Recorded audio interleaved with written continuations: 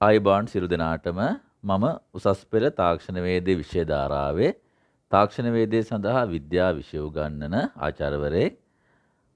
සාමාන්‍ය පෙළ විභාගය ලියන ඕගොල්ලෝ වෙනුවෙන් නොමිලේ විද්‍යා විෂය දැනුම සංවර්ධනය කිරීම සඳහා මම තීරණය කරා 11 ශ්‍රේණියේ 6 වන ඒකකය වන මානව දේහ ක්‍රියාවලි කියන ඒකකයට අයත් වන මිනිසගේ ප්‍රධාන පද්ධති කිහිපයක් පිළිබඳ විද්‍යාත්මක විවරණයක් කරන්න. ඒ නිසා මේක නොමිලේ පැවැත්වෙන දේශන මාලාවක්, ඒ වගේම පාඩම් මාලාවක්. ඒ නිසා ඔයගොල්ලන්ට පුළුවන් යාළුවන් අතර මේ වීඩියෝ එක ෂෙයා කරලා සියලු දෙනාට දැනුම බෙදා ගැනීමට සහායක් වන්න. මම විශ්වාස කරනවා මගේ මේ වීඩියෝ සාකච්ඡා සමග එකතු වීමෙන් ඔයගොල්ලෝ නැවත වතාවක් මේ පාඩම පිළිබඳ ඉගෙන ගැනීමට අවශ්‍ය වෙන එකක් නැහැ කියලා. මම විස්තරාත්මකව 11 ශ්‍රේණියේ විෂය නිර්දේශයට ගැලපෙන විදියට තමයි සියලුම මේ ප්‍රසන්ටේෂන් එක ඒ වගේම විෂය කරුණු ඕගොල්ලෝ වෙනුවෙන් ඉදිරිපත් කරන්නේ. ඒ නිසා වීඩියෝ එක නරඹලා විෂය දැනුම ලබා ගන්න කියලා සියලු දෙනාටම ආරාධනා කරනවා. ඒ වගේම තමන්ගේ හිතේ අදහසක් තියෙනවා නම් සාමාන්‍ය පෙළ විභාගයෙන් පසුව උසස් පෙළ තාක්ෂණ වේද විෂය ධාරාවට ඇතුළත් වෙන්න අපි ආරාධනා කරනවා. ලංකාවේ වැඩිම ප්‍රතිශතයක් විශ්වවිද්‍යාල වරම් ලබන රැකියා පාදක කරගත්තුම පාඨමාලාවක් වන තාක්ෂණ වේදයත් එක්ක අත්වැළඳ ගන්න කියලා. හොඳයි. ඒ අනුව අපි අද ආරම්භ කරන්නේ 11 ශ්‍රේණියේ 6 වන ඒකකය වන මානව දේහ ක්‍රියාවලි කියන පාඩමේ ආහාර ජීරණ පද්ධතිය කියන කොටස සමග. ආහාර ජීරණ පද්ධතිය තමයි අපි අද ආරම්භ කරන කොටස වන්නේ. අපි ඉස්සෙල්ලම බලමු ආහාර ජීරණ ක්‍රියාවලිය කියන්නේ මොකක්ද කියලා.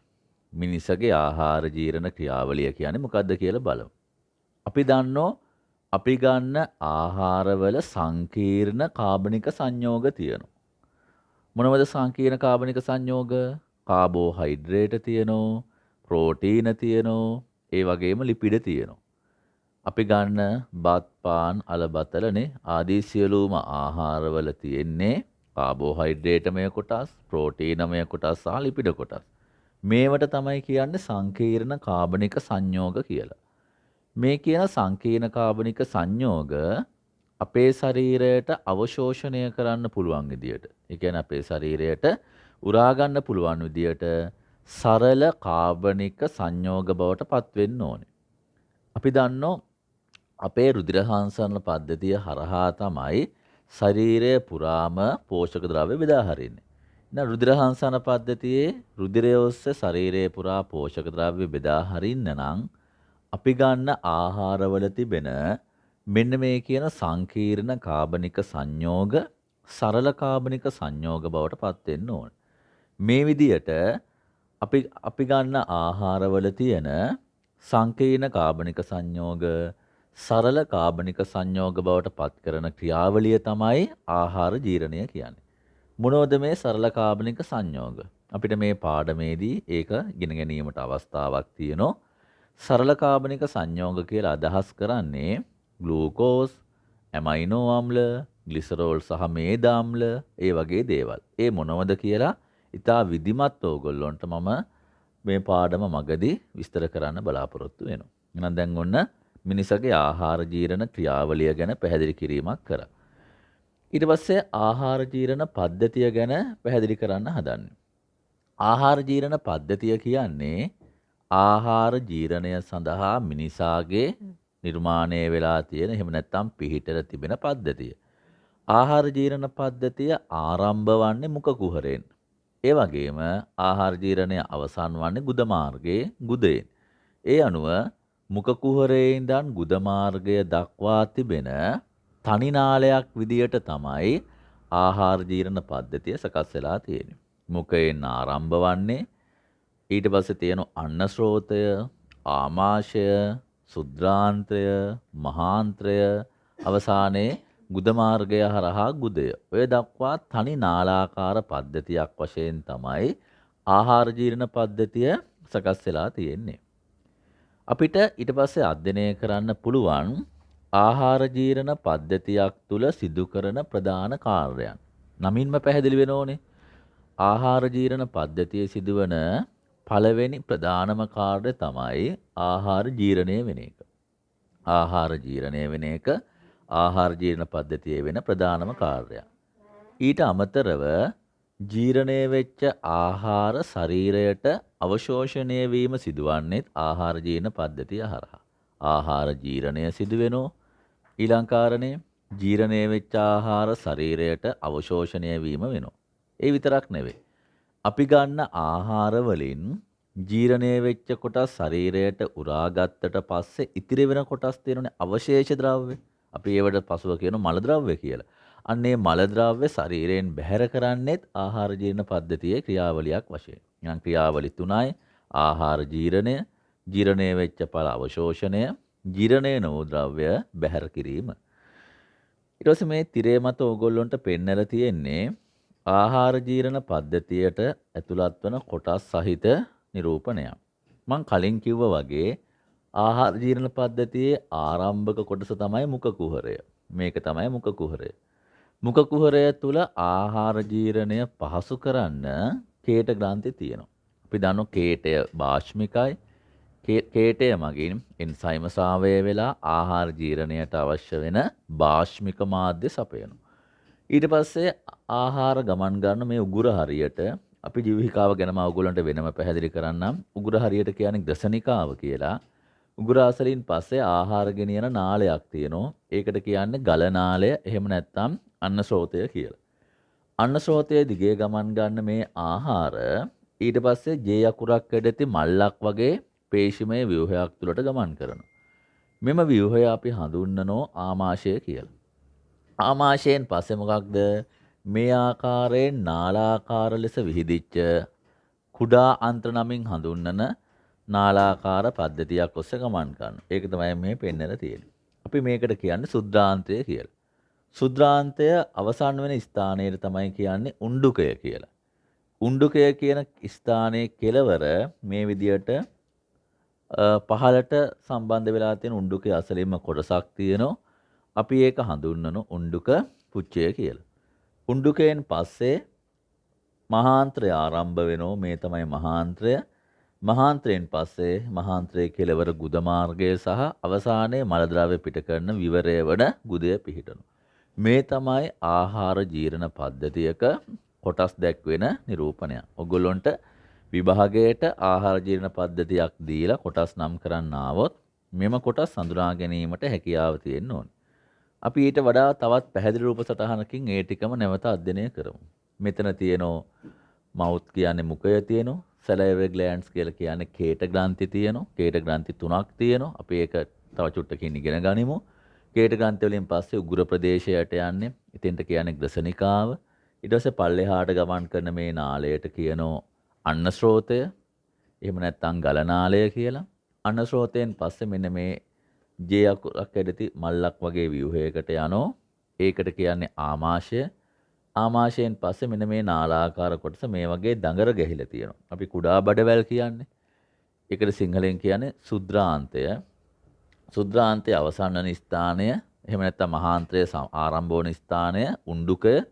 උණ්ඩුකයේ අසල තියෙන මේ වගේ කොටස උණ්ඩුක පුච්චය. මේ කොටස තමයි මහාන්ත්‍රය වන්නේ. මහාන්ත්‍රයේ කෙළවර ගුද මාර්ගය සහ ගුදය කියන කොටස නිර්මාණය වෙලා තියෙනවා. මීට අමතරව ආමාශය අවට කුඩාන්ත්‍රයත් එක්ක සම්බන්ධීකරණය වෙලා තිබෙන තවත් ප්‍රධාන කොටස් එහෙම නැත්නම් ව්‍යුහ කිහිපයක් තියෙනවා. එකක් තමයි මේ පැත්තේ තියෙන මේ කහ පාටින් වගේ නිරූපණය කළ තියෙන කොටස. මේකට කියන්නේ අග්න්‍යාශය කියලා. මේ මොකද්ද? අග්න්‍යාශය. ඊට අමතරව මේ පැත්තේ තියෙනවා මේ ආකාර ව්‍යුහයක්. මේකට කියන්නේ පිත්තාශය කියලා. පිත්තාශයත් එක්ක තවත් ව්‍යුහයක් තියෙන ශරීරයේ විශාලත්වයෙන් දෙවනි ව්‍යුහය එහෙම නැත්නම් ඉන්ද්‍රිය ඒ තමයි අක්මාව. මේ තමයි අක්මාව. එහෙනම් අක්මාව, පිත්තාශය, ඒ වගේම මේ පැත්තේ තියෙන අග්න්‍යාශය. මේක අග්න්‍යාශය, මේක අක්මාව, මේක පිත්තාශය. එම ව්‍යුහ ආහාර එම ව්‍යුහ තුලට ආහාර ගමන් කරන්නේ නැති වුණාට එම ව්‍යුහවල නිර්මාණය වන මෙම ඉන්ද්‍රියන් තුල නිර්මාණය වන එන්සයිම වගේ දේවල් සහ වෙනත් ද්‍රව්‍ය ආහාර ජීර්ණය සඳහා උපකාරී වෙනවා. ඒ නිසා අපිට මේ කියපු අග්න්‍යාශයයි, පිත්තාශයයි, ආමාශයයි සමයින් අක්මාවයි අපිට සලකන්න පුළුවන් ආහාර ජීර්ණයට උපකාරී වන අනිකුත් අවයව කියලා. නැත්නම් අනිකුත් ඉන්ද්‍රියන් කියලා. ඔය පැහැදිලි කරේ ආහාර ජීර්ණ පද්ධතියේ කොටස් ටික. දැන් අපි බලමු ආහාර ජීර්ණ පද්ධතියේ කොටස් වෙන වෙනම හඳුනා ගන්න. පළවෙනි එක මුඛ කුහරය. ඊට පැහැදිලිනේ කාටත් මුඛයක් තියෙනවා. මුඛයේ උඩු සහ යටි හණු තියෙනවා. හණු දෙකක් තියෙනවා. උඩු සහ යටි හණු දෙකක් තියෙනවා. කම්මුල් තියෙනවා. ඒ වගේම දිවක් තියෙනවා. ඒ වගේම ආහාර යාන්ත්‍රික ජීර්ණයට උපකාරී වීම සඳහා දත් සමන්විත වෙනවා. මොනවද එහෙනම් මුඛ කුහරයේ තියෙන්නේ? උඩු හා යටි හණු තියෙනවා. හණු දෙකක් තියෙනවා. කම්මුල් දිවක් සහ දත් වලින් සමන්විත වෙනවා. ඊට පස්සේ මුඛ කුහරය තුල කේටය කියලා කියන්නේ කෙලනේ. කේටය ශ්‍රාවය වන ප්‍රධාන ග්‍රන්ථි තුනක් පිහිටලා තියෙනවා. එම ග්‍රන්ථි තුන තමයි උප ඌර්ධව හණුක ග්‍රන්ථි, ඒ වගේම අදෝ ජීවහ ග්‍රන්ථි, පරාසෝත ග්‍රන්ථි. උප ඌර්ධව හණුක ග්‍රන්ථි, අදෝ ජීවහ කියන්නේ දිවනේ, අදෝ කියන්නේ යට, දිව යට තියෙන නිසා තමයි අදෝ ජීවහ. පරාශ්‍රෝත කියන කන හරියේ තියෙන කනේ කෙලවර මුල්ද කනේ මුල හරියේ තියෙන ඒවා. ශ්‍රෝත කියන්නේ කන් වලටනේ. එහෙනම් උපෝර්ධව හණුක ග්‍රන්ථි, ඒ වගේම අදෝජීවහ ග්‍රන්ථි, ඒ වගේම පරාසෝත ග්‍රන්ථි කියලා කේට ග්‍රන්ථි තුනකින් කේටය නිෂ්පාදනය වෙලා ආහාරයක් මුඛයට ගත්තට පස්සේ කේටය ශ්‍රාවය වෙනවා. මොකද කේටය මගිනුත් ජීර්ණ කාර්යයක් වෙනවා. පැහැදිලිද? මෙන්න කේටය මගින් සහ ආහාර මුඛයේදී කොහොමද ජීර්ණය වන්නේ කියලා පැහැදිලි කරන්න හදන්නේ. ඒ අනුව මතක තියාගන්න මම කලිනුත් පැහැදිලි කරා කේටය මගින් එහෙම නැත්නම් කෙල මගින් ශරීරයේ මුඛ කුහරය තුල ආහාර ජීර්ණයට අවශ්‍ය වන භාෂ්මික මාධ්‍ය සපයනවා. නැවත කියන්නකෝ කේටය මගින් මොකද්ද? මුඛ කුහරය තුල ආහාර ජීර්ණයට අවශ්‍ය භාෂ්මික මාධ්‍ය සපයනවා. ඒ වගේම මුඛ කුහරය තුල අපි ගන්න ආහාර වලින් පිෂ්ඨය සහිත බත් පාන් අලබතර මඤ්ඤොක්ක වගේ දේවල් පිෂ්ඨය සහිත ආහාර තමයි ජීර්ණය වන්නේ.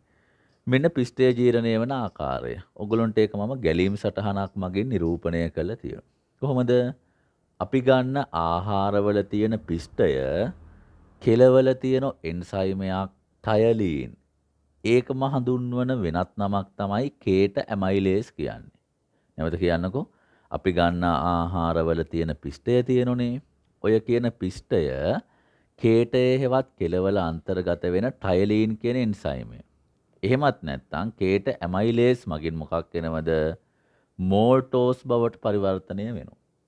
ඔයගොල්ලෝ 10 ශ්‍රේණියේ දෙවෙනි පාඩමේදී මෝල්ටෝස් ගැන ඉගෙනගෙන තියෙනවා. මතකද? මෝල්ටෝස් කියලා කියන්නේ ඩයිසැකරයිඩයක් නේද? කාබෝහයිඩ්‍රේට් වලින් ඩයිසැකරයිඩයක් තමයි මෝල්ටෝස් කියන්නේ. ධාන්‍ය වල අන්තර්ගත වෙනවයි කියවෙනේ. අන්න ඒක තමයි මෝල්ටෝස්. ඒ කියන්නේ සීනි වර්ගය. එහෙනම් මොකද්ද මුඛ කුහරයේදී වෙන්නේ? පිෂ්ඨය කේට ඇමයිලේස් එවත් ටයලීන් මගින් මෝල්ටෝස් කියන සීනි ජාතිය බවට පත් වෙනවා. ආහාර වැඩි වෙලාවක් මුඛයේ රැඳෙන්නේ නැත්නම් අපි ඉක්මනට හපන්න නැතුව කනවා නම් මෙම ක්‍රියාවලිය අඩාල වෙනවා. එහෙම වුණොත් පිෂ්ඨය ජීර්ණය වන ශරීරයේ තවත් පහළ ඉන්ද්‍රියන් වලදීත් පිෂ්ඨය ජීර්ණය වෙනවා. විශේෂයෙන්ම කුඩාන්ත්‍ර ආශ්‍රිතව තමයි ඊට පස්සේ ජීර්ණය වන්නේ. පැහැදිලිද? ආහාර වැඩි වේලාවක් මුඛයේ තියලා හපලා කනවයි කියන්නේ ආහාර ජීර්ණය මුඛයේදීම ආරම්භ වෙනවයි කියන එක. ඊට පස්සේ අපි බලමු මේකට අදාළ වෙන තවත් විද්‍යාත්මක අනාවරණ ටිකක්. අපි පාන් කෑල්ලක් එහෙම නැත්නම් බත් ටිකක් වෙන මොනවාක්වත් මිශ්‍ර කරන්නේ නැතුව කට තුරට අරන් මුඛයට අරගෙන ගොඩාක් වෙලා අපි හැපුවොත් අපිට පේන රසක් දැනෙනවා. ගොඩක් වෙලා හපනකොට වෙන්නේ මොකද්ද? මුඛ කුහරය තුලදී බත්වල එහෙම නැත්නම් පාන් වල තිබෙන පිෂ්ඨ වලින් බහුතරයක් වැඩි ප්‍රමාණයක් ජීර්ණය වෙනවා. කොහොමද ජීර්ණය වන්නේ? අර කලින් සමීකරණය වගේ කේට ඇමයිලේස් මගින් මෝල්ටෝස් වෙනවා. මම කලින් පැහැදිලි කරා මෝල්ටෝස් කියලා කියන්නේ සීනි වර්ගයක්. සීනි නිසා අපිට පේන රසක් දැනෙනවා. ඒ නිසා ගොඩාක් වෙලා පිටිසහිත ආහාරයක් වෙන එළවලු මිරිස් සීනි වර්ග කවලම් කරන්නේ නැතුව එම ආහාරය විතරක් ගොඩක් වෙලා හපනකොට අපිට පේන රසක් දැනෙන්නේ ඒකයි. හේතුව පිෂ්ඨය ඇමයිලේස් එන්සයිමය මගින් මෝල්ටෝස් බවට පත් වීම. ඒකයි මේ ඔයගොල්ලන්ට පැහැදිලි කරලා තියෙන්නේ. දැන් ඔන්න අපි මුඛ කුහරය ගැන කතා කරලා ඉවරයි. මේ තමයි මුඛ කුහරය. මෙතන ඉන්නේ දැන් ආහාරය ඉන්නේ. මුඛ කුහරයෙන් පස්සේ ආහාර ගමන් කරන ස්ථානය උගුර. උගුර කියන එක අපි හඳුන්වනෝ ග්‍රසනිකාව කියලා. උගුරට තමයි අපි කියන්නේ ග්‍රසනිකාව කියලා. ග්‍රසනිකාව කියලා කියන්නේ අපි ඊට පස්සේ කතා කරන පද්ධතිය තමයි සසන පද්ධතිය. නාස් මාර්ගයෙන් ගමන් ගන්න වාතය පෙනහළු දක්වා. පොඩි අවබෝධයක් අහලා ඇතිනේ. නාස් මාර්ගයෙන් පෙනහළු දක්වා ගමන් කරන වාතය සමග මුඛ කුහරයේ ආහාර සම්බන්ධ වෙන පොදු ස්ථානය තමයි මේ උගුර හෙවත් ග්‍රසනිකාව කියන්නේ. නාස් මාර්ගයටත් පොදු ස්ථානයක්, ඒ වගේම මුඛ මාර්ගයටත් පොදු ස්ථානයක්. එහෙනම් ග්‍රසනිකාව තමයි ඔයගොල්ලන්ට මේ නිරූපණය කරලා තියෙන්නේ. ඒක මෙන්න මෙහෙම කියනවා. ග්‍රසනිකාව යනු ආහාර මාර්ගයට අයත් අන්න ස්රෝතයත්, ආහාර ජීවන පද්ධතියට ඇතුළත් වන අන්න ස්රෝතයත්, ඒ වගේම සසන මාර්ගයට අයත් වන ශාසනාලයත් විවෘත වන පොදු කුටීරය, පොදු ස්ථානය තමයි මොකද්ද? ග්‍රසනිකාව කියලා කියන්නේ.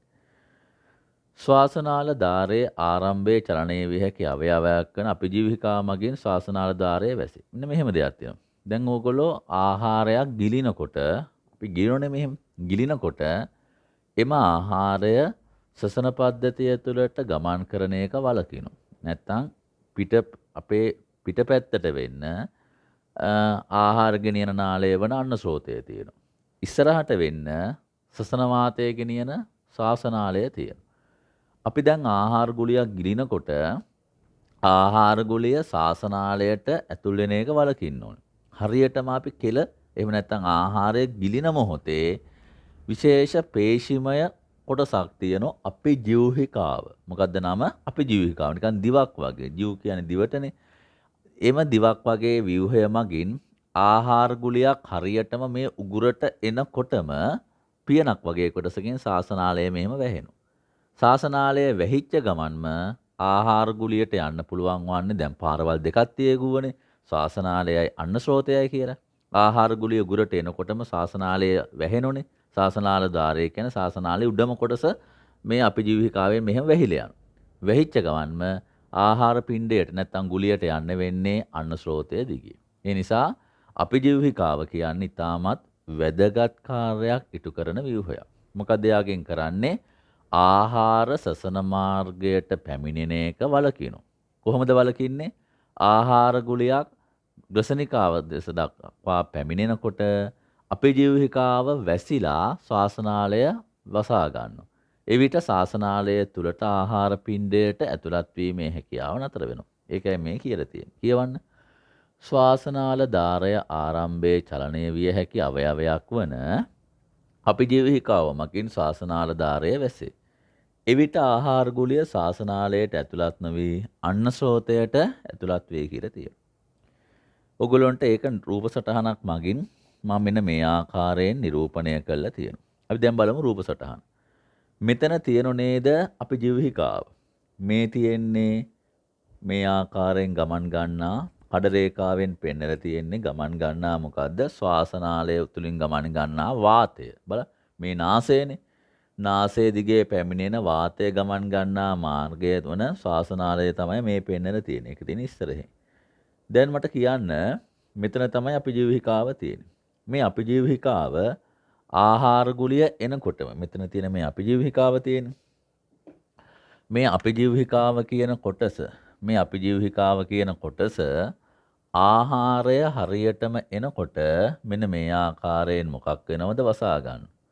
මෙහෙම වහගෙන ආහාර ගුලිය ගමන් කරන්න අවස්ථාව දෙන්නේ නැහැ ශාසනාලයට. ඒ නිසා ආහාර ගුලියට යන්න වෙන්නේ කොහාද? මේ ආහාර ගුලියනේ. මේ ආහාර ගුලියට ශාසනාලය තුලට යන්න හම්බෙන්නේ නැහැ. එයා ගමන් කරන්නේ ශාසනාලයට පිටිපසින් තිබෙන මොන කොටස හරහාද? අන්න ස්රෝතයේ හෙවත් ජලනාලය හරහා. මම හිතනවා ඔයගොල්ලන්ට පැහැදිලි. වැරදිලා ආහාරය මෙහෙම පියනකින් වැහුනේ නැත්තම් මොකද්ද වෙන්නේ? මෙහෙන් එන ආහාර ගුලිය මේ විදියට ශාසනාලය දිගේ යනවා. මේක ශාසනාලයනේ. හැබැයි අපි ජීවහිකාව මගින් මොකක් වෙනවද? මෙතන තිබෙන ශාසනාලය සම්පූර්ණයෙන්ම වහනවා. හැමතිස්සෙම වැහිලා නැහැ. ආහාර ශ්වසන පද්ධතිය සමාන ආහාර ග්‍රසනිකාවට ඇතුළත් වෙන මොහොතේ තමයි අපේ ජීවිකාවෙන් ශාසනාලයේ ద్వාරය එහෙම නැත්නම් ඉහළ කෙළවර වැසී යාම සිදුවන්නේ.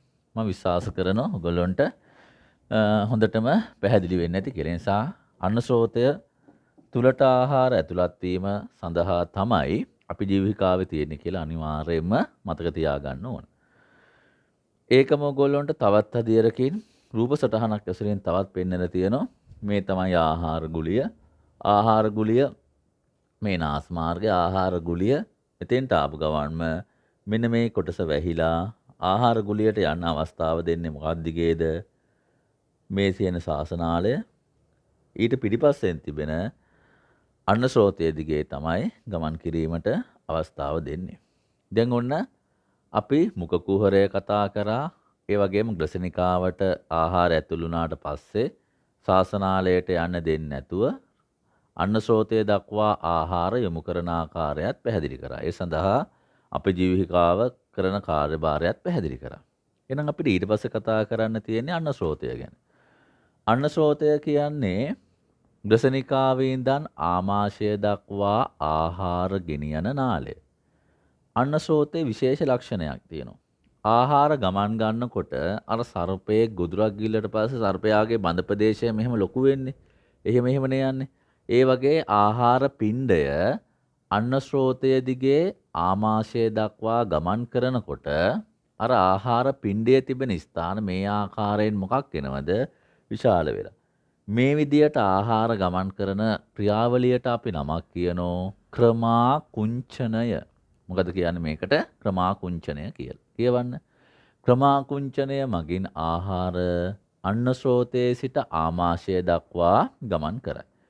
මතක තියාගන්න අන්න ස්රෝතයේදී ආහාර ජීර්ණයක් වන්නේ නැහැ.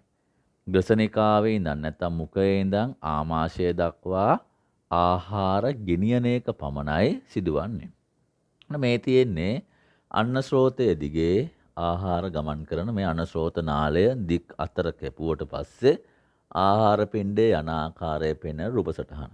ආහාර පිණ්ඩේ යන ස්ථාන තමයි මේ ආකාරයෙන් ප්‍රසාරණය වෙලා. එහෙම නැත්නම් මහත් වෙලා දකින්න හම්බෙන්නේ. ඒක සාකච්ඡා කරේ අන්න ස්රෝතය ගැන. ඊට පස්සේ අපිට කතා කරන්න තියෙන්නේ ආමාශය ගැන. ආමාශය කියන්නේ ඊ타ත්ම වැදගත් කාර්යභාරයක් ඉටු කරන අවයවයක් ආහාර ජීර්ණය සම්බන්ධයෙන්. බලමු පළවෙනි කාරණේ මෙහෙම කියනවා. දැන් ඔන්න ආහාරයක් ආමාශයට ඇතුළත් වෙනවා.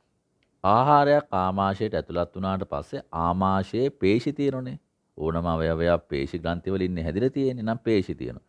මේ පේශි ක්‍රියාත්මක වෙලා ඇතිවෙන ක්‍රමාකුංචනය අර විදියට ඉස්සිලි පහත්තිලි මේ ආකාර ස්වરૂපය නිසා ආහාර යාන්ත්‍රිකවත් ජීර්ණය වෙනවා. ආමාශය ගැස්සෙනවා. ඒකෙන් ආහාර යාන්ත්‍රිකවත් ජීර්ණය වෙනවා. ඊට අමතරව ආමාශයේ තිබෙනෝ විශේෂ යුෂයක්. ආමාශයේ ග්‍රන්ථි වලින් තමයි ඒ යුෂය ශ්‍රාවය වන්නේ. මේ විදියට ආමාශයක යුෂයේ අපි ගන්න ආහාර හොඳට මිශ්‍ර වෙනවා. මිශ්‍ර වෙලා තලපයක් වගේ ව්‍යුහයක් හැදෙනවා. අන්න ඒකට තමයි කියන්නේ ආමලසය කියලා. නැවත කියන්නේ නම් මොකක්ද ආමලසය කියලා කියන්නේ? ආහාර ආමාශික යුෂයේ තිබෙන දියරය සමග මිශ්‍ර වෙලා තලපයක් වගේ ව්‍යුහයක් නිර්මාණය වෙනවා. අන්න ඒකට තමයි කියන්නේ ආමලසය කියලා. ආමාශය තුලට ආහාර ජීර්ණය සඳහා ශ්‍රාවය වෙනෝ එහෙම නැත්නම් වැగిරෙන යුෂයට තමයි කියන්නේ ආමාශයක යුෂය කියලා. ඒක මම දැන් කලින් පැහැදිලි කරා. දැන් මේ පෙන්වන්න හදන්නේ ආමාශයක යුෂයේ අන්තර්ගත වන ප්‍රධානම දේවල් මොනවද කියලා. පළවෙනි එක තමයි හයිඩ්‍රොක්ලෝරික් අම්ලය. ආමාශික යුෂයේ තමයි හයිඩ්‍රොක්ලෝරික් අම්ලය තියෙන්නේ. හයිඩ්‍රොක්ලෝරික් අම්ලය මගින් කරන ප්‍රධාන කාර්යයන් දෙකක් තියෙනවා. පළවෙනි එක තමයි හයිඩ්‍රොක්ලෝරික් කියන්නේ අම්ලයක්නේ. එහෙනම් ආහාර ජීර්ණයට අවශ්‍ය වන ආම්ලික මාධ්‍ය සැපීම සිදු කරනවා. හයිඩ්‍රොක්ලෝරික් අම්ලයෙන් මොකද්ද කරන්නේ? ආහාර ජීර්ණයට අවශ්‍ය වන ආම්ලික මාධ්‍ය සැපීම සිදු වෙනවා. ඊට අමතරව එන්සයිම සක්‍රිය වීමක් සිදු වෙනවා.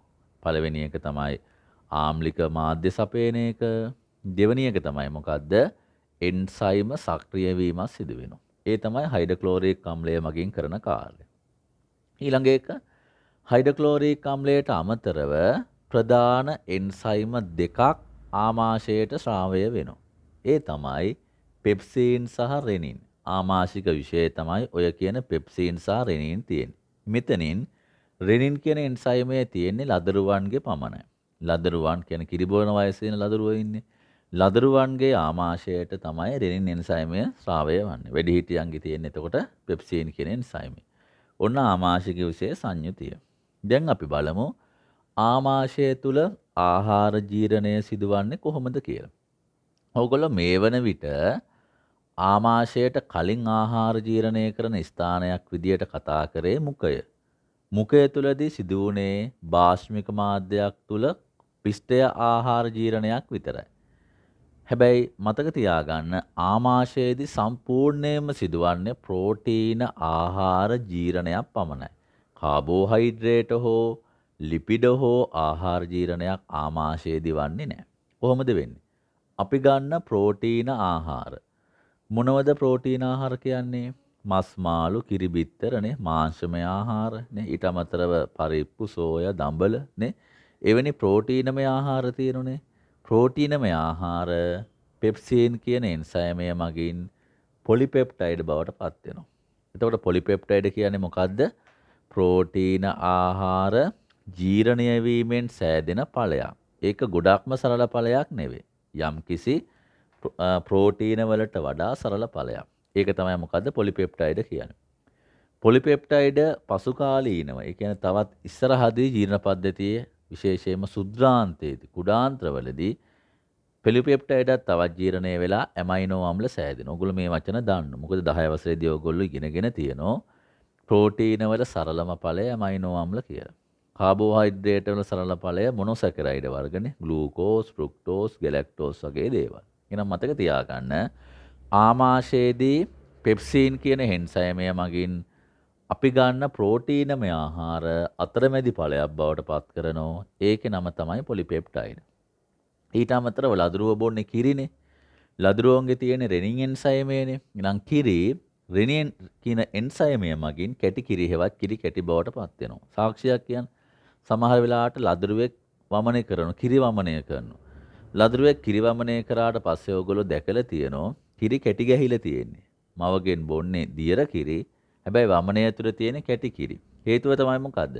ලදරුවගේ ආමාශය තුළ මවගෙන් ගත්තු කිරි ටික රෙනින් එන්සයිමය මගින් මොකක් බවට පත් වෙලාද? කැටි කිරි බවට පත් වෙලා තියෙනවා. ඒකයි ඒකට හේතුව වන්නේ. ඔය සාකච්ඡා කරේ මොකද්ද? ආමාශය තුළ ආහාර ජීර්ණය සිදුවන ආකාරය. ඊට පස්සේ සාමාන්‍යයෙන් ආමාශය තුළ අපි ගන්න ආහාර පැය 3ක් විතර තියෙනවා. අපි හිතමු උදේ 8ට අපි කෑව කියලා. නම් 11 පමණ වෙනකන් අපිට සාමාන්‍යයෙන් බඩගිනි දැනෙන්නේ නැහැ. ප්‍රමාණවත් ආහාරයක් ගත්තා නම් බඩගිනි දැනෙන්නේ අඩුවෙන්. හේතුව ආමාශය තුළ ආහාර පැය 3ක කාලයක් තියෙන නිසා. ආමාශය හිස් වුණාට පස්සේ තමයි අපිට අර බඩගිනි දැනෙන්නේ. හරි නේද? ඊළඟ කාරණේ ආමාශය තුළදී ජීර්ණඵල අවශෝෂණයක් වන්නේ නැහැ. දැන් ඕගොල්ලෝ දන්නෝ ආහාර ජීර්ණ පද්ධතියේදී කාර්යයන් අතරින් ආහාර ජීර්ණය විතරක් නෙවෙයිනේ. ජීර්ණය වෙච්ච ආහාර ශරීරයට උරා ගන්නත් ඕනේ. හැබැයි මතක තියාගන්න කාබෝහයිඩ්‍රේට ප්‍රෝටීන වගේ ආහාර ජීර්ණය ඵල තියෙනුනේ. ඇත්තටම තාම ලිපිඩ ජීර්ණය වුණෙත් නැහැ. ඒවැය ඵල අවශෝෂණයක් වන්නේ නැහැ. හැබැයි මෙහෙම මතක තියාගන්න. අපි ගන්න ජලය, අපි බොන වතුර තියෙන්නේ.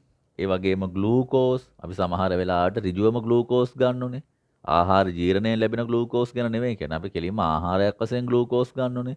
සහ සමහර ඖෂධ වර්ග ආමාශය හරහා ශරීරයට අවශෝෂණය වෙනවා. එතන මේක වාසිය. විශේෂයෙන් අසනීපයක් හැදුනට පස්සේ ඉක්මනින්ම ශරීරයට ගන්න බෙහෙත් ටික රුධිරයට උරා ගත්තොත් හරි වාසිය. ඒ නිසා ආමාශයේදී සමහර ඖෂධ වර්ග අවශෝෂණය වෙනවා. ජලය අවශෝෂණය වෙනවා. ග්ලූකෝස් අවශෝෂණය වෙනවා. හැබැයි අපි ගන්න ආහාරවල තියෙන පෝෂක ශරීරයට අවශෝෂණය වෙන්න ප්‍රමාණවත් වෙලාවක් නැහැ. ඒ හේතුව ආමාශයට යනකොට ඇත්තටම කාබෝහයිඩ්‍රේටත් හරියට ජීර්ණය වෙලා නැහැ. පිෂ්ඨය මෝල්ටෝස් වෙලා විතරයි තියෙන්නේ. මෝල්ටෝස් කියන්නේ අතරමැදි ඵලය. ප්‍රෝටීන පොලිපෙප්ටයිඩ් බවට පත් වෙලා තියෙන. පොලිපෙප්ටයිඩ් කියන්නේ අතරමැදි ඵලයක්. තාම සරලම ඵල බවට පත් වෙලා නැති නිසා ආමාශය තුළදී ආහාර ජීර්ණයක් වෙනවා. ඇත්තටම ප්‍රෝටීන ආහාර තමයි ජීර්ණය වන්නේ. හැබැයි මතක තියාගන්න ආමාශය තුළදී ජීර්ණය වෙච්ච ආහාර අවශෝෂණය වන්නේ නැහැ. හැබැයි මං කියපු ජලය ග්ලූකෝස් ඖෂධ වර්ග අවශෝෂණය වීමක් සිදු වෙනවා. ආමාශයේ හිස් වූ පසු එහි සංකෝචන නොකඩවා සිදුවීම නිසා ඇතිවන වේදනාව නිසා කුසගීන දැනේ. මං කියවනේ දැන් ඔන්න ආමාශයේ පැය 3ක් විතර ආහාර තිබිලා යනෝනේ කුඩාන්ත්‍රවලට. ඒතකොට ආමාශයේ හිස් වෙනවා. හැබැයි ආමාශයේ දිගටම නොකඩවා සංකෝචනය වෙනවා, දිග හැරෙනවා.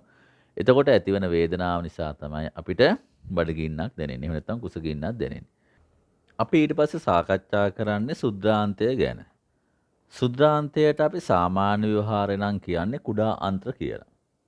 අපි බලමු මොකද්ද මේ කුඩාන්ත්‍ර කියන්නේ.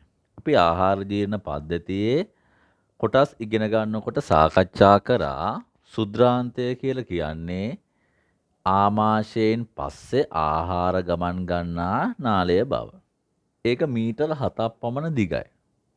මීටර 7ක් කියන්නේ සාමාන්‍යයෙන් මම මීටර 2කට කිට්ටු උසයි. මීටර 7ක් කියන්නේ එතකොට මගේ දිග වගේ මගේ උස වගේ 3 ගුණයකටත් වඩා වැඩි. ඉච්ඡර දිගක් කොහොමද අපි ආහාර මේ අපේ ශරීරය තුල ස්ථානගත කරලා තියෙන්නේ. උගල දැක්කා දඟර ගැහිලා තමයි තියෙන්නේ. නාලාකාර කොටස දඟර ගැහිලා දඟරයක් වශයෙන් තමයි තියෙන්නේ. ඒ මීටර 7ක් දිග වෙන්නේ කියලා අපි තව ටිකකින් සාකච්ඡා කරනවා. මීටර 7ක් දිග මේ සුද්‍රාන්තය අපේ ඉගෙනීමේ පහසුව සඳහා අපි බෙදන ප්‍රධාන කොටස් තුනකට. මොකද ආහාර ජීර්ණය වෙන ආකාර සහ ආහාර අවශෝෂණය වන ස්ථාන මෙම සුද්‍රාන්තය තුළ පිහිටන්නේ විවිධ ස්ථානවල නිසා. ඒ අනුව සුද්‍රාන්තය බෙදෙන කොටස් තුන තමයි ග්‍රහණීය, ශූන්‍යාන්ත්‍රකය, ඒ වගේම ශේෂාන්ත්‍රකය. නැවත කියන්න ග්‍රහණීය, ශූන්‍යාන්ත්‍රකය, ශේෂාන්ත්‍රකය කියලා අපි ආහාර ජීර්ණ පද්ධතියේ සුද්‍රාන්තය බෙදෙනව ප්‍රධාන කොටස් කීයකටද? 3කට. හරි නේද? දැන් අපි එතනින් පළවෙනි කොටස අධ්‍යයනය කරන්නයි හදන්නේ. පළවෙනි කොටසෙන් අපිට කතා කරන්නේ ග්‍රහණීය පිළිබඳව. දැන් අපි බලමු ග්‍රහණීය පිළිබඳ. ග්‍රහණීය පිළිබඳ ඉගෙන ගන්නකොට ඕගොල්ලොන්ට එම ප්‍රදේශයේ ආහාර ජීර්ණයට උපකාරී වන ද්‍රව්‍යයක් ගැන ඉස්සෙල්ලම පැහැදිලි කරන්න ඕන. ඒ තමයි පිත. පිත ගැන ගොඩාක් ළමයි වැරදියට තමයි ඉගෙනගෙන තියෙන්නේ. දැන් මම ඒක නිවැරදි කරලා දෙන්නම්. පිත නිෂ්පාදනය වන්නේ මතක තියාගන්න අක්මාවේ. පිත කියන වචනය තිබුණට පිත්තාශ නෙවෙයි පිත නිෂ්පාදනය වන්නේ. පිත අක්මාවේ නිෂ්පාදනය කරලා පිත්තාශ ගබඩා කිරීම තමයි වෙන්නේ. පිත මගින් කෙරෙන කාර්යය තමයි අපි ගන්න ආහාරවල තිබෙන ලිපිඩ කොටස් තියෙනෝනේ, තෙල් සහ මේදය කොටස් තියෙනෝනේ. ඒවා අපි දන්නු ජලයේදී වෙන්නේ නැහැනේ. ආහාර ජීර්ණය වෙන්න නම් ඒවා පළමුව ජලය සමග හොඳින් මිශ්‍ර වෙන්න ඕනේ. මිශ්‍ර වීමට නම් ඔය කියන තෙල් සහ මේද එහෙම නැත්නම් ලිපිඩ ඊටා කුඩා කැබලි වලට වෙන් වෙන්න ඕන. මේ විදියට ලිපිඩ ඊටා කුඩා කොටස් වලට කැඩෙනවා නම් අන්නේ කැඩෙන ක්‍රියාවලියට කියනෝ ලිපිඩ තෛලෝදීකරණය. ලිපිඩ තෛලෝදීකරණය කරන්නේ පිත්තුෂ මගින්. පිත්තුෂය තුල පිත් වර්ණක, ඒ කියන්නේ කහපාට වර්ණක, පිත් වර්ණක කියන්නේ කහපාට වර්ණක, ඊට අමතරව පිත් ලවණ, බයිකාබනේට් ලවණ, ජලය ඒ වගේ දේවල් තියෙනවා. මොනවද එහෙනම් තියෙන්නේ පිත්තුෂේ? පිත් වර්ණක තියෙනවා, කහපාට වර්ණක, පිත් ලවණ තියෙනවා, බයිකාබනේට් ලවණ තියෙනවා, ජලය තියෙනවා. මං හිතනවා පැහැදිලි. එහෙනම් නැවත කියන්න පිත සම්බන්ධ දේවල් අක්මාවේ නිෂ්පාදනය වන්නේ පිත්තාශය ගබඩා කරන්නේ පිත මගින් කරන්නේ ලිපිඩ කුඩා කොටස් වලට කැඩීම හැවත් තෛලෝදීකරණය. ඒක අපිට ගැලීම් සටහනකින් මෙහෙම නිරූපණය කරන්න පුළුවන්. ලිපිඩ පිත මගින් මොකද්ද? තෛලෝදීකෘත ලිපිඩ. මොකද්ද මේ තෛලෝදීකෘත ලිපිඩ කියන්නේ? කුඩා කොටස් වලට වෙන්වන ලද ලිපිඩ. නම් මේ විදියට පරිවර්තනය වීමක් සිදු වෙනවා. ඊට පස්සේ අපි කියපු කාරණේ තමයි මෙතන නිරූපණය කරලා තියෙන්නේ. මොකද්ද?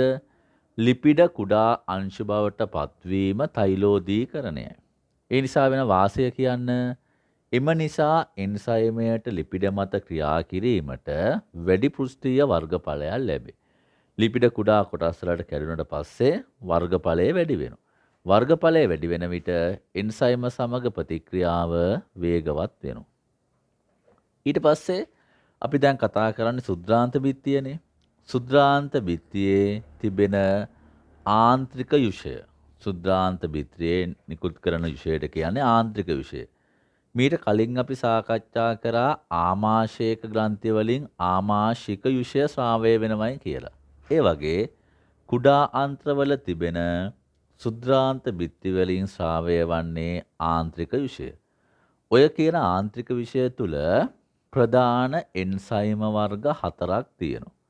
ඒ තමයි මෝල්ටේස්, ලැක්ටේස්, සුක්‍රේස්, ඒ වගේම පෙප්ටිඩේස්. මෝල්ටේස්, ලැක්ටේස්, ඒ වගේම සුක්‍රේස් සහ පෙප්ටිඩේස් කියන එන්සයිම. අපි ඒවායේ ජීවරණ ක්‍රියාවලිය මෙන්න මේ ආකාරයෙන් ඉගෙන ගනිමු. මම ඉස්සෙල්ලම ඕගොල්ලොන්ට අග්න්‍යාශික යුෂයේ තිබෙන එන්සයිම ටික කියන්න. මෙතන සමස්ත සුද්‍රාන්ත්‍රයේම සිදුවන ආහාර ජීර්ණ ක්‍රියාවලිය තියෙනවා. ග්‍රහණිය තුල වෙනම, ඒ වගේම සුද්‍රාන්තයේ දෙවන කොටස වන ශූන්‍යාන්ත්‍රකය තුල වෙනම වෙනම නිරූපණය කරලා තියෙනවා. අපි එකක් නෑර ඉගෙන ගමු. හොඳයි. පළවෙනි එක තමයි අපි දන්නෝ ග්‍රහණීය ආශ්‍රිතව. ග්‍රහණීය කියලා කියන්නේ සුද්‍රාන්තයේ ආරම්භක කොටසනේ. ග්‍රහණීය ප්‍රදේශය ආශ්‍රිතව පවතින ප්‍රධාන ඉන්ද්‍රියක් තමයි අග්න්‍යාශය. අග්න්‍යාශය තුල අග්න්‍යාශික යුෂය ශ්‍රාවය වීමක් වෙනෝ ආහාර ජීර්ණ පද්ධතිය තුළට. අග්න්‍යාශික යුෂය තුල ප්‍රධාන එන්සයිම වර්ග 3ක් තියෙනවා. ට්‍රිප්සින්, ඇමයිලේස් සහ ලයිපේස්. අග්න්‍යාශික විෂය මොනවද තියෙන්නේ? ට්‍රිප්සින්, ඇමයිලේස් සහ ලයිපේස්. මේවා කොහොමද ජීර්ණයට ලක්වන්නේ? ට්‍රිප්සින් කියන එන්සයිමය ප්‍රෝටීන කියන ආහාරය මත තමයි ක්‍රියාත්මක වන්නේ. අවසාන වශයෙන් ප්‍රෝටීන ජීර්ණය වෙලා හැදෙන පොලිපෙප්ටයිඩ්. ඔගොල්ලන්ට මතකද මීට කලිනුත් ප්‍රෝටීන ජීර්ණය වුණා ආමාශය තුල. ආමාශය තුල ප්‍රෝටීන ජීර්ණය කරේ කවුද? පෙප්සින්. එහිදී උනේ මොකද්ද?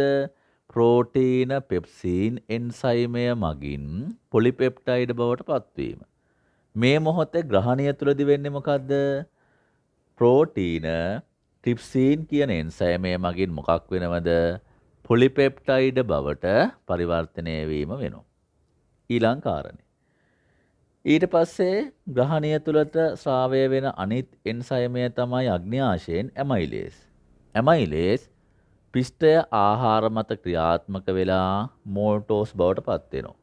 මෙම ක්‍රියාවලියත් මීට කලින් මුඛ කුහරය තුලදීත් වුණා. මතකද? මුඛ කුහරය තුලදී පිෂ්ඨය කේට ඇමයිලේස් මගිනුත් මෝල්ටෝස් බවට පත් වුණා. එහෙනම් මෙතනත් ඒ වැඩේ වෙනවා. තුන්වෙනි කාරණේ. මෙන්න මේක ඉතාමත් හොඳින් මතක තියාගන්න. ආහාර ජීර්ණ පද්ධතිය තුල ලිපිඩ ජීර්ණය වන එකම ස්ථානය තමයි ග්‍රහණීය ප්‍රදේශය. සුද්‍රාන්තයේ ආරම්භක කොටස වන ග්‍රහණියේදී තමයි ලිපිඩ ජීර්ණය එකම ස්ථානයක් වශයෙන් සිදුවන්නේ. වෙන කොහෙවත් ලිපිඩ ජීර්ණයක් වන්නේ නැහැ. මුඛයේදී නැත. ආමාශයේදී නැත. එහෙනම් ලිපිඩ ජීර්ණය වන එකම ස්ථානය සුද්‍රාන්තයේ මුල් කොටස වන ග්‍රහණිය. ලිපිඩ කොහොමද ජීර්ණය වන්නේ? ලයිපේස් කියන එන්සයිමය මගින් ලිපිඩ ජීර්ණය වෙනෝ. ලිපිඩ ජීර්ණය වෙලා සෑදෙන සරලම ඵලය තමයි මේද අම්ල සහ ග්ලිසරෝල්. මොනවද හැදෙන්නේ? මේද අම්ල සහ ග්ලිසරෝල්. මං හිතනවා ඔයගොල්ලන්ට ඒ දක්වා පැහැදිලි. ලිපිඩ ජීර්ණය වෙන්න කලින් මං ඕගොල්ලන්ට පැහැදිලි කරා වගේ ලිපිඩ පිත් යුෂ මගින් කුඩා කොටස් වලට කැඩෙන්න ඕනේ. එහෙම නැත්නම් තෛලෝදීකරණයක් වෙන්න ඕන කියලාත් පැහැදිලි කරා. ඒ සාකච්ඡා කරේ අපි අග්න්‍යාශික යුෂයේ තිබෙන එන්සයිම. දැන් ග්‍රහණියෙන් පස්සේ ආහාර යන්නේ සුද්‍රාන්තයේම දෙවනි අදියරනේ ශූන්‍යාන්ත්‍රකය. ඒ කියන්නේ සුද්‍රාන්තයේ ග්‍රහණියෙන් පස්සේ කොටස් වල ආහාර ජීර්ණය ගැන තමයි මේ කියන්නේ. ඒ සඳහා සුද්‍රාන්ත්‍රයේ විශේෂ ග්‍රන්ථි තියෙනෝ. ඒ ග්‍රන්ථි වලින් නිපදවන ආන්ත්‍රික යුෂය මේ සඳහා උපකාරී වෙනවා. එම ආන්ත්‍රික යුෂය තුල ප්‍රධාන එන්සයිම 3ක් දකින්න හම්බෙනවා. එකක් තමයි 4ක් දකින්න හම්බෙනවා. මෝල්ටේස්, සුක්‍රේස්, ලැක්ටේස්, පෙප්ටිඩේස් කියලා. මෝල්ටේස් කියලා කියන්නේ පළවෙනි ජීර්ණ එන්සයිමය. එතෙන්දි වෙන්නේ අපි ගන්න ආහාරවල තිබෙන මෝල්ටෝස්. ඔයගොල්ලන්ට මතකයි නේද මෝල්ටෝස් මීට කලින් හැදුනා? මුඛය තුලදී හැදුනා. ඒ වගේම ග්‍රහණිය තුලදී ආහාර ජීර්ණය වෙලා හැදුනා. මුඛය තුලදී ග්‍රහණිය තුලදී ආහාර ජීර්ණයෙන් සෑදෙන මෝල්ටෝස් මෙම ප්‍රදේශයේදී ඒ කියන්නේ ආන්ත්‍රික විෂයේ තියෙන මෝල්ටේස් මගින් ජීර්ණය වෙලා ග්ලූකෝස් බවට පත් වෙනවා. ඒ වගේම අපි ගන්න ආහාරවල තියෙන සුක්‍රෝස්, අපි තේ බොන්න දාන සීනි සුක්‍රෝස් ආහාර මෙහිදී ශ්‍රාවය වන සුක්රේස් කියන එන්සයිමය හමුවේ ග්ලූකෝස් සහ ෆ්‍රුක්ටෝස් බවට පත් වෙනවා. මෙතන ඉන්න කවුරුත් 10 වසරේ දිගෙනගෙන තියෙනවා. සුක්‍රෝස් නිර්මාණය වෙලා තියෙන්නේ ග්ලූකෝස් සහ ෆ්‍රුක්ටෝස් කියන මොනොසැකරයිඩ් දෙක එකතු වෙලා. එහෙනම් මෙතෙන්දි වෙන්නේ මොකද්ද?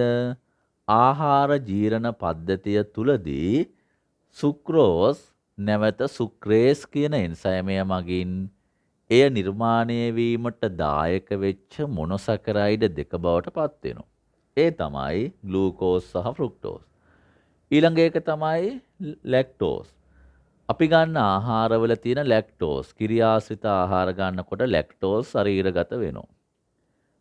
මෙහිදී ආන්ත්‍රික යුෂයේ තියෙන ලැක්ටේස් එන්සයිමය මගින් ග්ලූකෝස් සහ ගැලැක්ටෝස් බවට පත් වෙනවා. ඔයගොල්ලන්ට ඒක මෙතන තිරය මත පේන්නේ නැහැ. මම ලියන්නම්. ග්ලූකෝස් සහ ගැලැක්ටෝස් බවට පත් වෙනවා.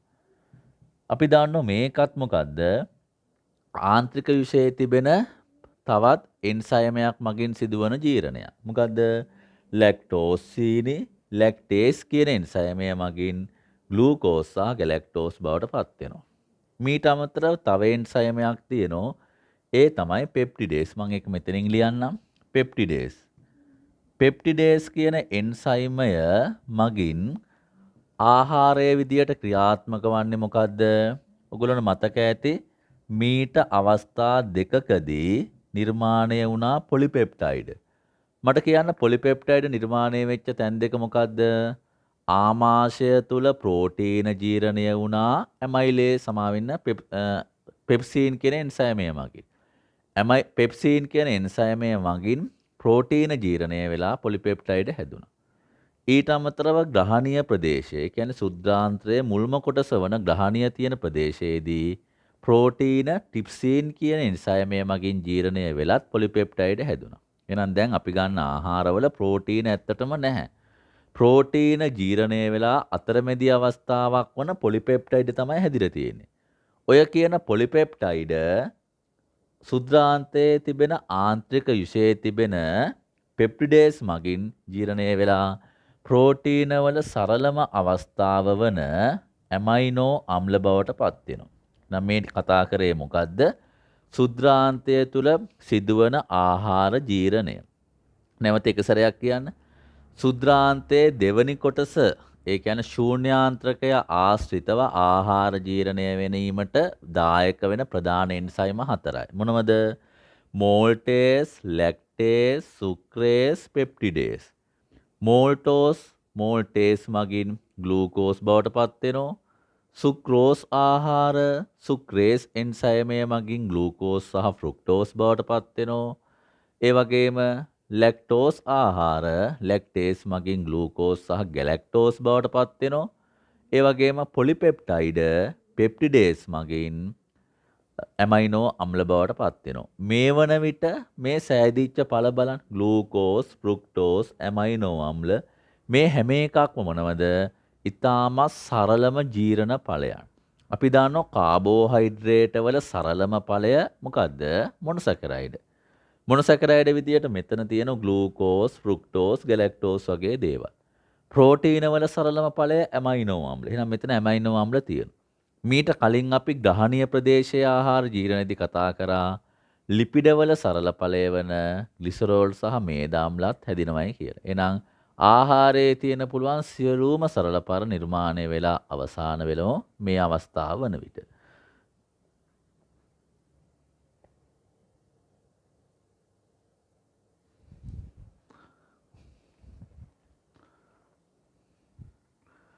ඊට පස්සේ අපි සාකච්ඡා කරන්නේ ආහාර ජීරණ ක්‍රියාවලියේ අන්තඵල ටික නැවත විධිමත්ව මතක් කිරීම. බලන්න.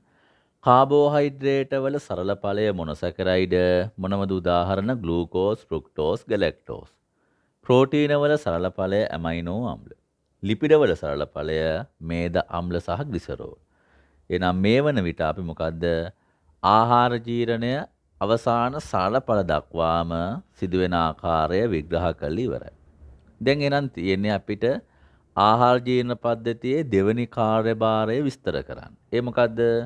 ආහාර ජීර්ණය වෙනෝ වගේම ජීර්ණය වෙච්ච ආහාර ශරීරයට ප්‍රධාන වශයෙන් අවශෝෂණය වීමත් සුද්ධාන්තයේදී තමයි සිදුවන්නේ.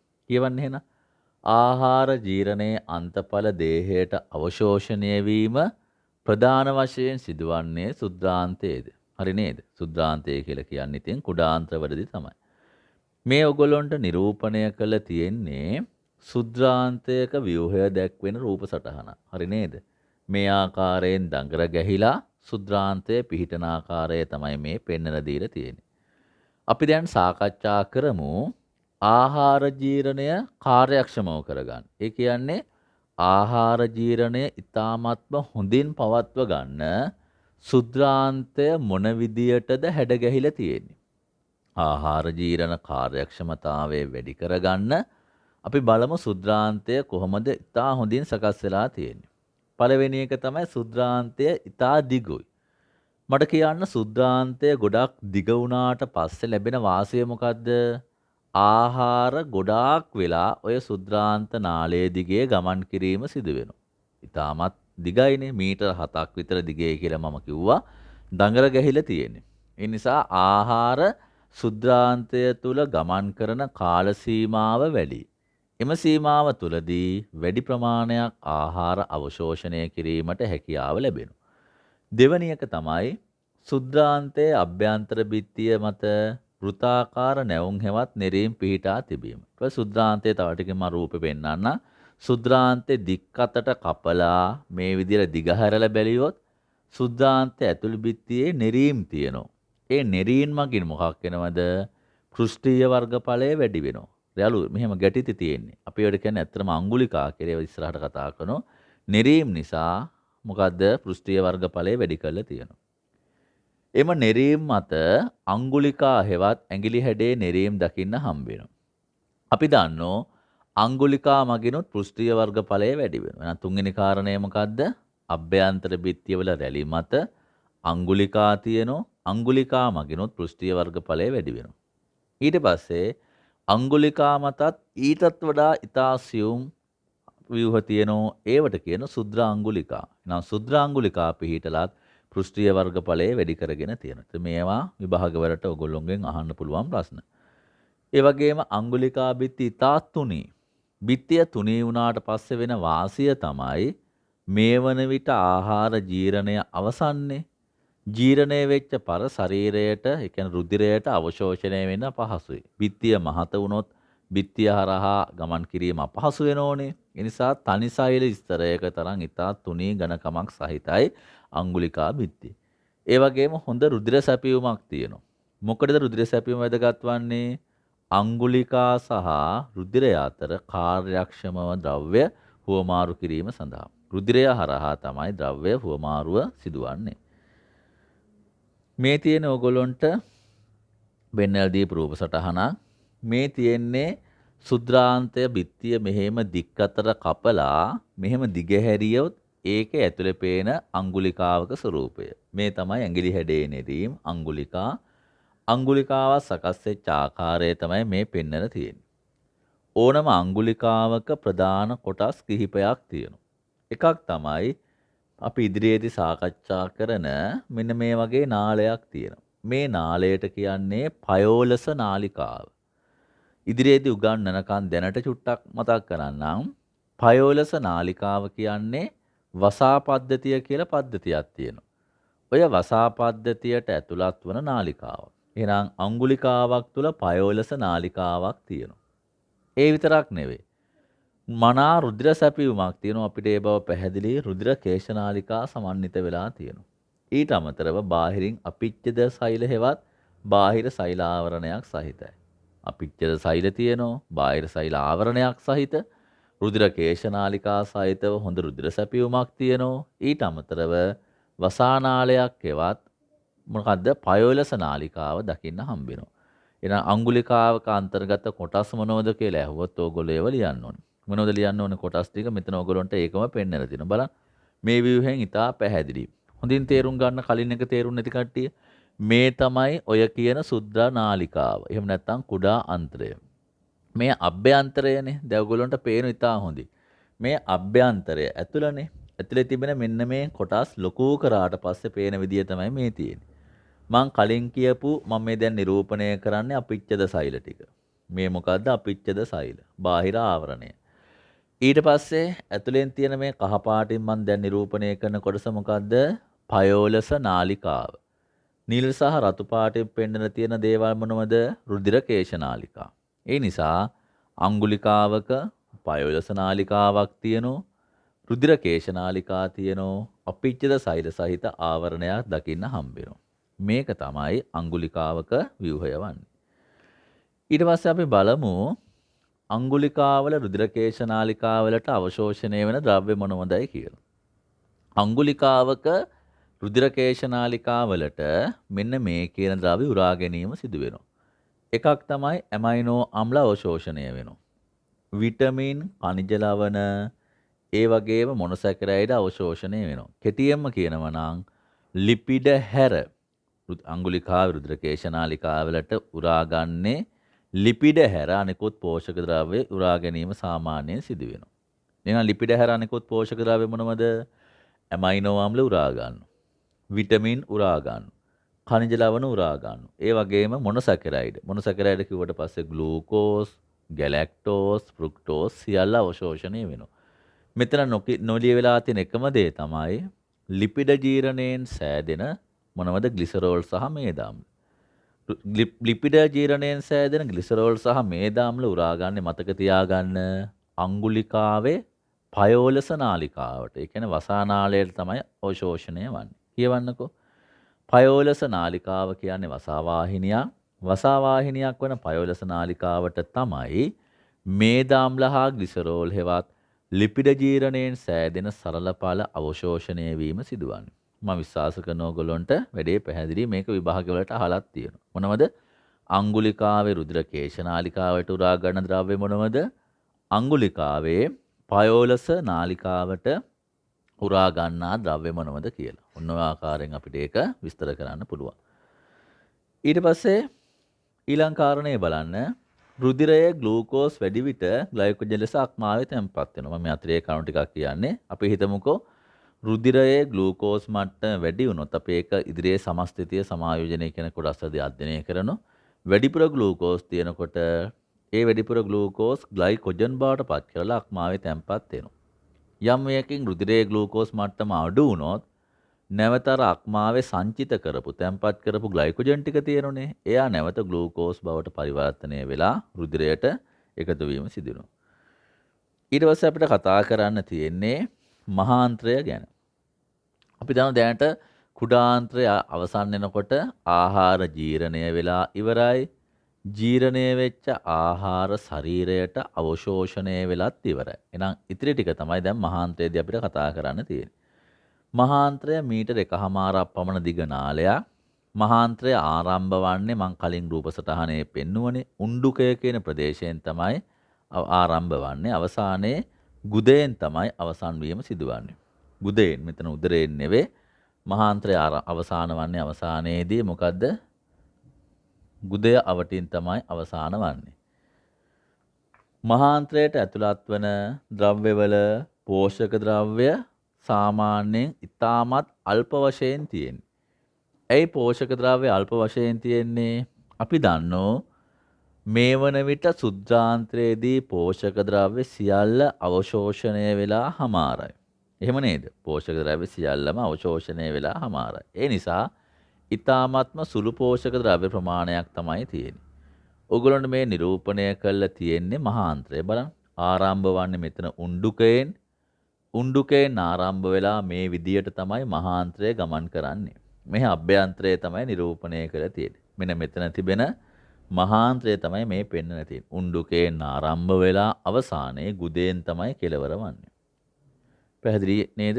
දැන් අපි බලමු මහාන්ත්‍රය කරන කාර්යය. මහාන්ත්‍රයෙන් ඇත්තරම ජීර්ණඵල අවශෝෂණය වෙන්න දෙයක් නැහැ. ජීර්ණඵල සුද්ධාන්තයට අවශෝෂණය වෙලා අවසන් නිසා. මේකේ වැඩිපුරම තියෙන්නේ මතක තියාගන්න ජලය සහ ජීර්ණය වෙච්ච නැති සෙලියුලෝස්. මිනිසගේ ආහාර ජීර්ණ පද්ධතියේ සෙලියුලෝස් ජීර්ණය වන්නේ නැහැ. අපි දන්නවා අපි සර්වභක්ෂකයිනේ. ඒ නිසා අපේ ආහාර වේල තුල ශාක හා සත්ත්ව කියන කොටස් දෙකම අන්තර්ගත වෙනවා. අපි ගන්න සියලුම ශාක කොටස් වල සෙලියුලෝස් තියෙනවා. ඔයගොල්ලෝ ඉගෙනගෙන තියෙනනේ ශාකයක සෛල බිත්තියේ හැදිලා තියෙන සෙලියුලෝස් වලින් කියලා. ඒ නිසා සෙලියුලෝස් තිබෙන නිසා එම සෙලියුලෝස් ආහාර ජීර්ණ පද්ධතියේ අවසානයේ ඉතිරි වෙනවා. හේතුව සෙලියුලෝස් ජීර්ණය කරන්න සමත් වන එන්සයිම මිනිසගේ ආහාර ජීර්ණ පද්ධතියේ නැති නිසා. හැබැයි ශාක භක්ෂකේ ඉන්නෝනේ ගවයා හාව මුවා වගේ. එවැනි සතුන්ගේ සෙලියුලෝස් ජීර්ණය කරන්න පුළුවන් එන්සයිම තියෙනවා. අපේ එහෙම නැහැ. ඒ නිසා මහාන්ත්‍රයට එන ආහාරවල අවශේෂ ආහාරවල තියෙන වැඩිපුරම ජලයයි ජීර්ණය වෙච්ච නැති සෙලියුලෝස් වගේ ද්‍රව්‍යයි. මෙන්න මහාන්ත්‍රයේ කාර්යය. මහාන්ත්‍රය කරන ප්‍රධානම කාර්යය තමයි මහාන්ත්‍රයට ඇතුළත් වෙන ද්‍රව්‍ය වලින් මොකද්ද ජලය අවශෝෂණය කරන එක. ජලය අවශෝෂණය වීමත් සමගම මෙච්චර වෙලා දියරයක් වශයෙන් තිබිච්ච අර කොටස් ටික, ඒ කියන්නේ ආහාරමයක දියරයක් වශයෙන් තිබුණේ අර්ධඝන ස්වරූපයක් ලැබෙනවා. දියරමය තත්ත්වයේ තිබිච්ච තරලමය කොටස් නැත්නම් දියරමය තත්ත්වයේ තිබිච්ච ආහාරමය අවශේෂවලට අර්ධඝන ස්වරූපයක් පත්වීම සිදු වෙනවා ජල අවශෝෂණ නිසා. ඊට පස්සේ බලන්න මහාන්ත්‍රයේ ආරම්භ වන උණ්ඩුකයේ පසු කෙළවර උණ්ඩුක පුච්චය කියලා කොටසක් තියෙන බෝඩ් එක බැලුවනම් ඔයගොල්ලන්ට පේනවා මේ තමයි සුද්ධාන්තය, මෙතන තමයි මහාන්ත්‍රයේ ආරම්භ වන ස්ථානය උණ්ඩුකය. උණ්ඩුකයේ පල්ලෙහා මේ විදියට කෙළවරක් තියෙන කුඩා නාලයක් වගේ කොටසක්, ඒකට කියන්නේ උණ්ඩුක පුච්චය කියලා. මේක සුද්ධ ජීවීන් මගින් ආසාදනය වෙලා ඉදිමෙනෝ. එතකොට අධික වේදනාවක් උදරයේ ඇති වෙනෝ. මේකට කියන්නේ උණ්ඩුක පුච්ච ප්‍රදාහය කියලා. සාමාන්‍ය ඉංග්‍රීසි වචනේ තමයි හුරු ඇපෙන්ඩිසයිටිස් කියලා අහලා ඇති. ඇපෙන්ඩිසයිටිස් කියන්නේ මෙන්න මේ උණ්ඩුකය සුද්ධ ජීවීන් මගින් ආසාදනය වීමෙන් ඇතිවන අධික වේදනා තත්ත්වය. උණ්ඩුක පුච්ච ප්‍රදාහය කියලා තමයි සිංහලෙන් ඒක හඳුන්වන්නේ. ඉතින්දි කරන්නේ නම් උණ්ඩුක පුච්චය සාමාන්‍ය මිනිසකේ ශීන වෙන අවයවයක්. විශේෂ ලොකු කාර්යයක් ශරීරයට ඉටු වෙන්නේ නැති නිසා ඒක කපලා ශල්‍ය කර්මයක් කළා කපලා ඉවත් කරන එක තමයි කරන්නේ. මේ විදියට මහාන්ත්‍රයේදී ජල අවශෝෂණයක් වෙනවා කියුවනේ. ඊට පස්සේ වෙන්නේ මොකද්ද? මහාන්ත්‍රයේ තියෙන ද්‍රව්‍ය අවසානයේ ගුද මාර්ගයට ඇතුළත් වුණාට පස්සේ අපි ඒකට කියනවා මල ද්‍රව්‍ය කියලා. දැන් බලන්න මල ද්‍රව්‍ය තුල මොනවද තියෙන්නේ? ජීර්ණය වෙච්ච නොවූ ආහාර, විශේෂයෙන් සෙලුලෝස් වගේ කොටස් තියෙන්නේ. ඊට අමතරව ආහාර ජීර්ණයට යම් යම් ස්ථානවල එකතු වෙච්ච වර්ණක, විශේෂයෙන් පිත්ත වර්ණක, කහපාට වර්ණක තියෙනවා. දැන් අපි දන්නවා අපි මල ද්‍රව්‍ය බැහැර කරනකොට මල ද්‍රව්‍ය කහපාටයිනේ. අපි හැමතිස්සෙම කහපාට එළවලු පළතුරු නොකෑවට අපි දාන මල් ද්‍රව්‍ය හැමදාම කහපාටයි. ඒ කහපාට වෙන්න හේතුව තමයි ආහාර ජීර්ණ ක්‍රියාවලියේදී මතක ඇති ඕගොල්ලන්ට අක්මාවේ නිෂ්පාදනය කළා පිත්තාශය ගබඩා වෙලා ග්‍රහණීය ප්‍රදේශයට පිත්විෂ සාවය කරානේ ලිපිඩ තෛලෝදීකරණය කරන්න. ඔය පිත්විෂ ආහාර ජීර්ණ පද්ධතිය එතනින් එහාට දිගටම ආහාරය සමග මුසු වෙලා තියෙන්නේ. පිත්විෂ කහපාට නිසා මලද්‍රව්‍ය වලට කහපාටකුත් ලැබෙනවා. ඒ අනුව මාද්‍රව්‍ය අර්ධ ඝනයි.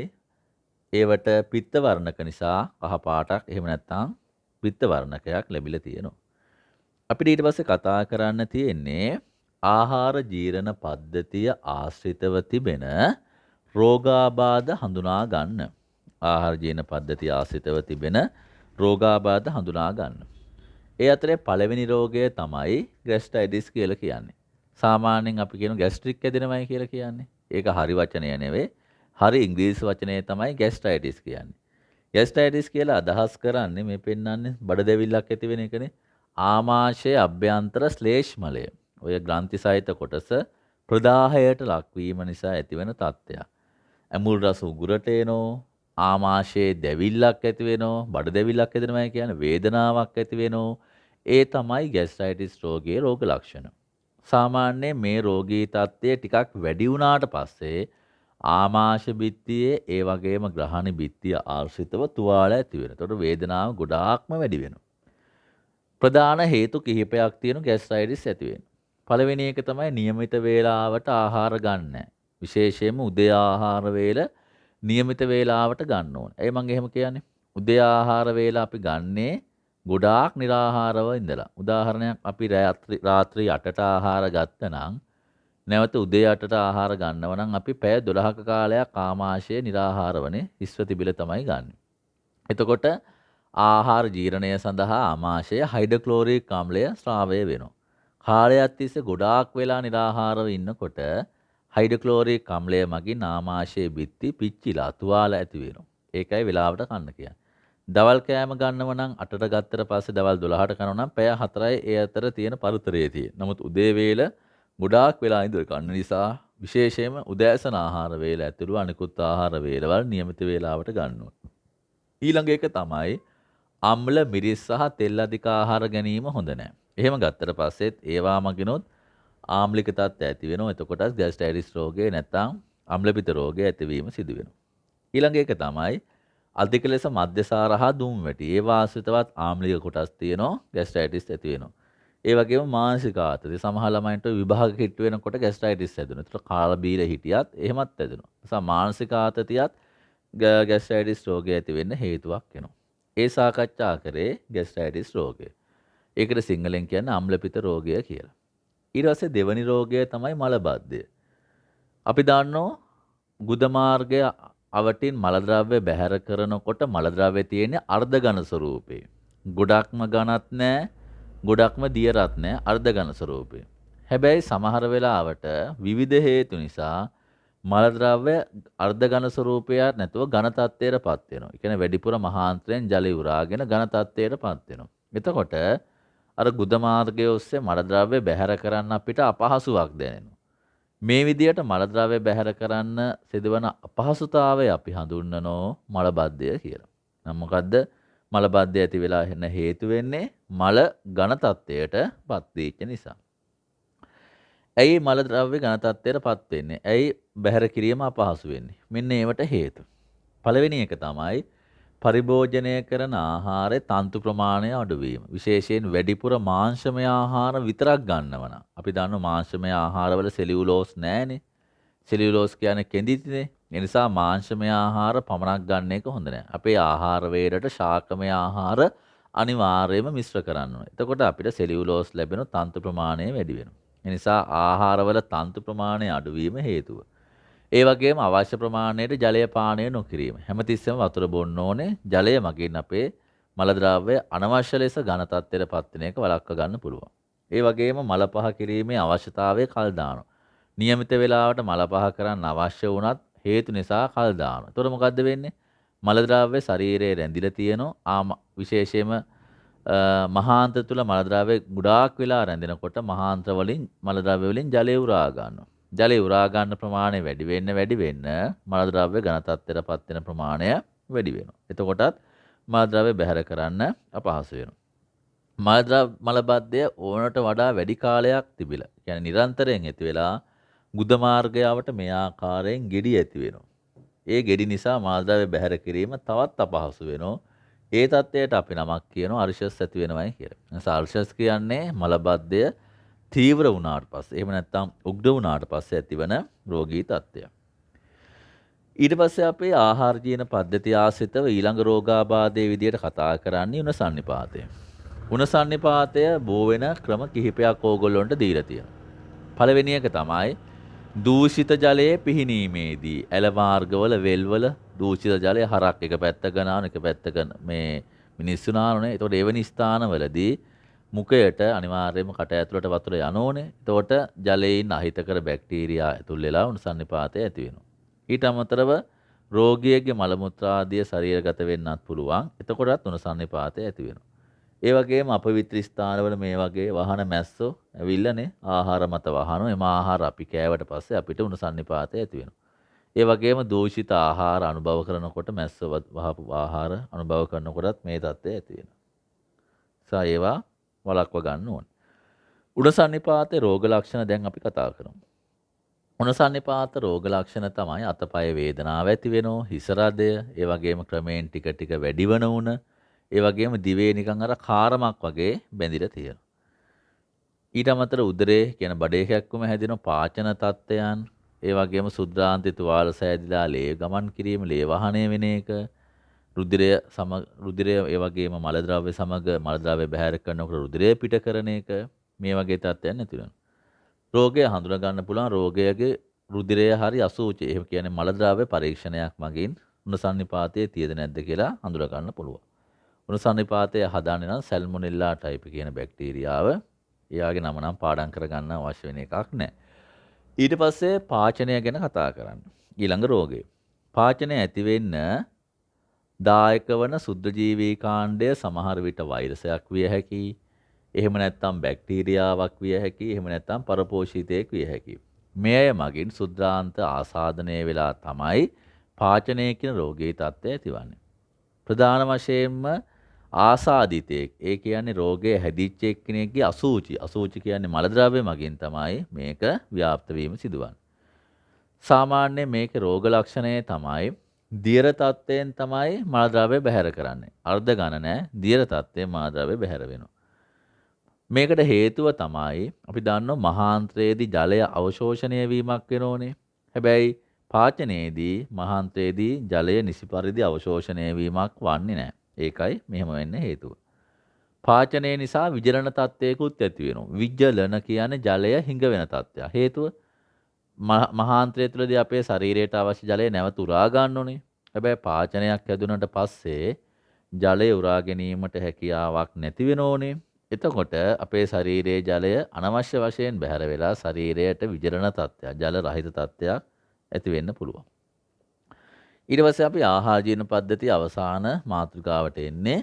උණ සන්නිපාතය සහ පාචනය වළක්වා ගන්න අපි මොනවද අනුගමනය කරන්න ඕන යහපත් සෞඛ්‍ය පුරුදු. පළවෙනි එක තමයි නටවල නිවාගත්තු ජලය පානය කරන්න ඕනේ. ජලය නටවනකොට ජලයේ ඉන්න ගොඩාක් අහිතකර සුද්ධජීවීන්, රෝගකාරක සුද්ධජීවීන් විනාශ වෙනවා. එතකොට අපිට උණ සන්නිපාතය, පාචනය වගේ තත්ත්ව වළක්වා ගන්න පුළුවන්.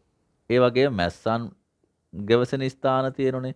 ඒවා ඉවත් කරන්න ඕනේ. ඒ වගේම ආහාර මත මැස්ස වහන එක පුළුවන් තරම් වළක්වන්න ඕනේ. මොකද මැස්සන් මගින් තමයි මේ රෝග ව්‍යාප්තිය සිදුවන්නේ. ඒ වගේම මහා මාර්ග අසල අලෙවි කරන ආහාර පාන ගන්න එක හොඳ නැහැ. ඒවා මැස්සන්ගෙන් වෙනත් අපද්‍රව්‍ය වලින් පහසුවෙන්ම ආසාදනය වෙලා තියෙන නිසා.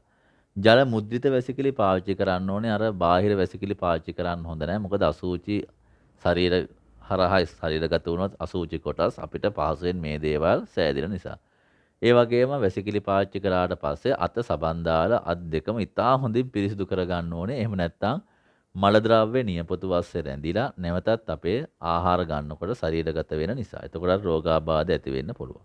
මේ තමයි එතකොට ඒ සෞඛ්‍ය පුරුදු වලට අදාළ වෙන ක්‍රියාවලි දැක්කෙන රූප සටහන. වතුර උණු කරන එක, ටොයිලට් ගියාට පස්සේ අත සබන් දාලා හොදන එක, නියපොතු කපන එක නේ. දූෂිත ආහාර, මැස්සන් රහිත ආහාර, මැස්ස වහපු ආහාර ප්‍රතික්ෂේප කරන්න ඕන.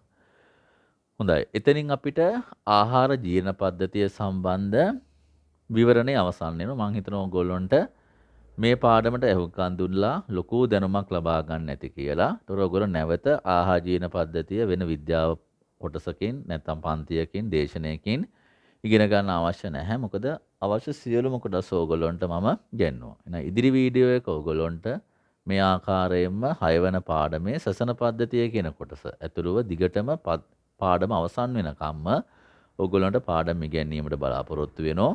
ඒ අනුව ඔයගොල්ලෝ හොඳින් වැඩ කරන්න. ඊළඟ පාඩමේදී අපි නැවත හමු වෙමු. එහෙනම් කාටත් අපි සුබ දවසක් ප්‍රාර්ථනා කරනවා.